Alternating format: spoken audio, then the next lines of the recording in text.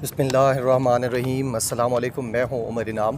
पाकिस्तान और पाकिस्तानियत से जुड़ी 7 अच्छी ख़बरों के साथ मैं आपकी खिदमत में हाज़िर हूं।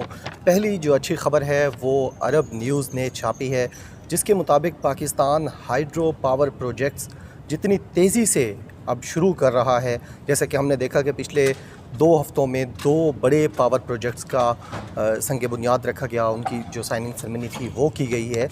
तो अरब न्यूज़ के मुताबिक जितनी तेज़ी से पाकिस्तान हाइड्रो पावर प्रोजेक्ट्स की तरफ जा रहा है, तो इससे जो उनका अंदाज़ा है वो ये है कि 2026 तक पाकिस्तान गैर मुल्की जो यहाँ पे ऑयल मंगवाता है या जो भी चीज़ें हम मंगवा के, फर्नेस ऑयल है, एलएनजी है, सीएनजी है, जिसके तहत हम यहाँ पे एनर्जी प्रोड्यूस कर रहे थे, तो वो जो गैर मुल्की एक यहाँ पे इम्पोर्ट्स हो रही थी चीज़ें, तो अरब न्यूज़ के मुताबिक पाकिस्तान बड़ी तादाद में इससे बाहर आ जाएगा।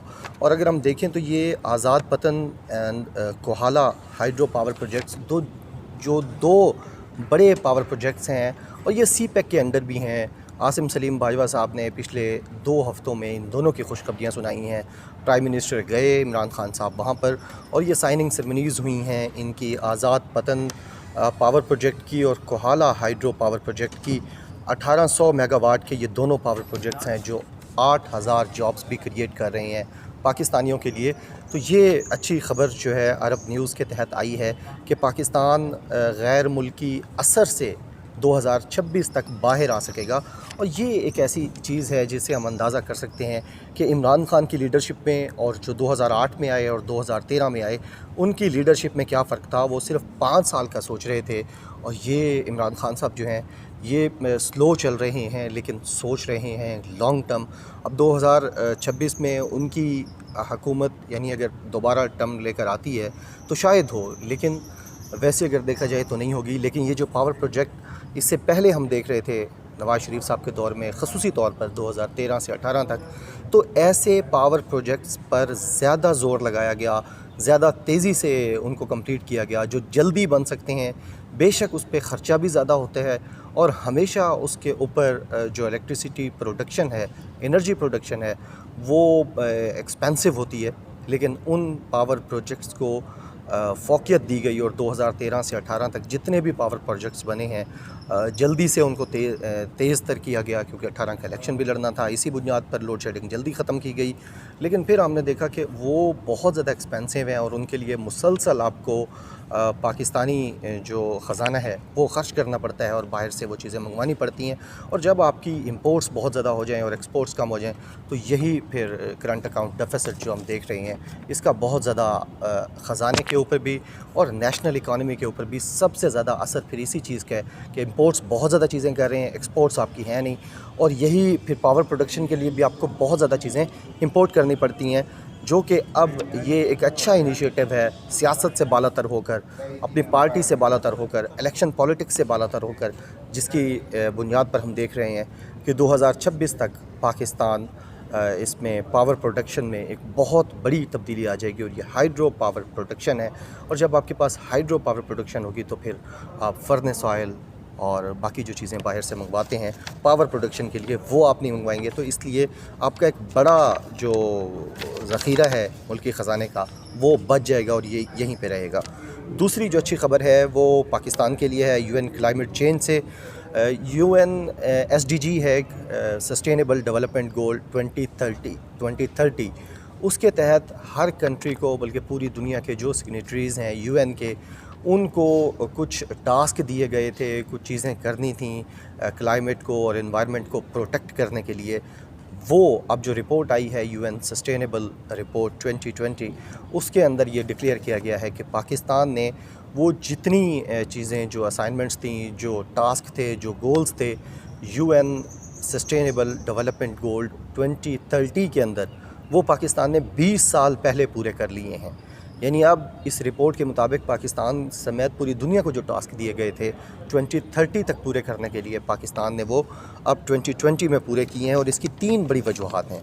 पहला, 10 बिलियन ट्री सुनामी जब इमरान खान साहब ने 2013 में वो जीते और KPK में शुरू किया, तो उस वक्त पाकिस्तान में ये सारे लोग जो अब क्लाइमेट की बात करते हैं, बिलावल भुट्टो ज़रदारी साहब की आप उस वक्त की स्टेटमेंट्स उठा के देख लें, तो वो कहते थे कि जी लोग मर रहे हैं, ये दरख्तों की बात करते हैं। जबकि खान साहब को पता था कि इंटरनेशनल पॉलिटिक्स में, इंटरनेशनल एजेंडा सेट करने में जो है वो ये क्लाइमेट और एनवायरनमेंट की बहुत ज़्यादा इम्पोर्टेंस है, जिसकी वजह से पाकिस्तान ने इसको तवज्जो दी उस वक्त। अब UN ये कहता है कि जो क्लाइमेट चेंज एक्शन है 2030 का, वो पाकिस्तान ने 2020 में पूरा किया है।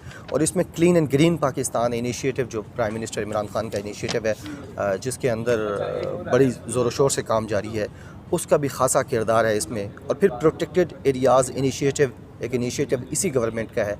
इन तीनों इनिशिएटिव्स ने मिलकर 10 billion tree tsunami, clean green Pakistan और प्रोटेक्टेड एरियाज़ इनिशिएटिव, इन तीनों ने मिलकर जो UN सस्टेनेबल डेवलपमेंट गोल 2030 था उसको मीट किया है 2020 में। और पूरी दुनिया से इसकी अप्रिसिएशन आ रही है, UN भी इसको अप्रिशिएट कर रहा है। और जब इस तरह की किसी चीज़ में UN की तरफ से अप्रिसिएशन आती है तो फिर बाकी दुनिया के हिस्सों से भी हमें उस पर अप्रिसिएशन मिलती है।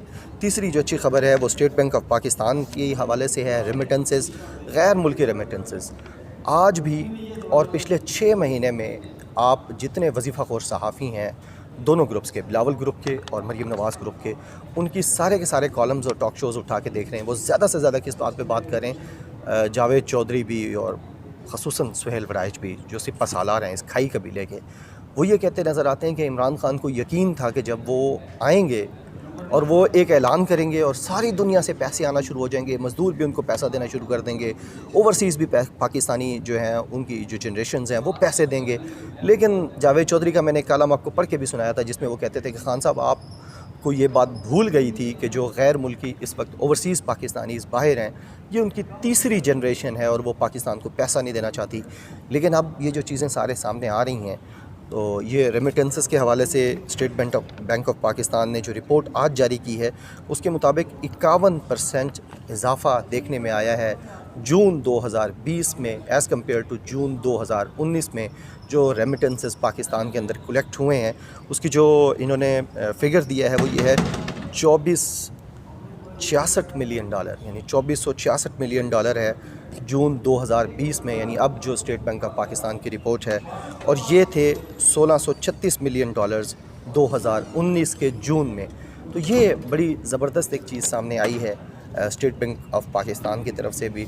और ये ख़ुसूसी तौर पर ये रिपोर्ट मैं सुहेल वराइच को भी और अम्मार मसूद, हामिद मीर, मंसूर अली ख़ान समेत जितने भी मेरे बिकाऊ और मेरे वजीफ़ाखोर खाई कबीले के सरदारान हैं उन सब को मैं भेजूँगा कि जो आप ये कह रहे हैं, जावेद चौधरी साहब को भी स्पेशली भेजूँगा जो ये कहते हैं कि जी कोई रेमिटेंसेस नहीं है, कोई वहाँ से पैसे नहीं दिए जाते। हालांकि दियामिर भाषा डैम के लिए भी हमने देखा था कि जब इमरान खान साहब ने अपील की तो उसके बाद बहुत ज़्यादा पैसा आया। और जिस इनिशिएटिव के लिए भी खान साहब कहते हैं वो हुकूमत से बाहर का हो या हुकूमत से अंदर का हो, वो चैरिटी बेस्ड हो, वो नमल का हो, इमरान खान फाउंडेशन का हो, शौकत खानम का हो, उसमें भी हम देखते हैं कि मिलियंस ऑफ डॉलर्स जो ओवरसीज़ हैं वो देते हैं और प्राउडली देते हैं।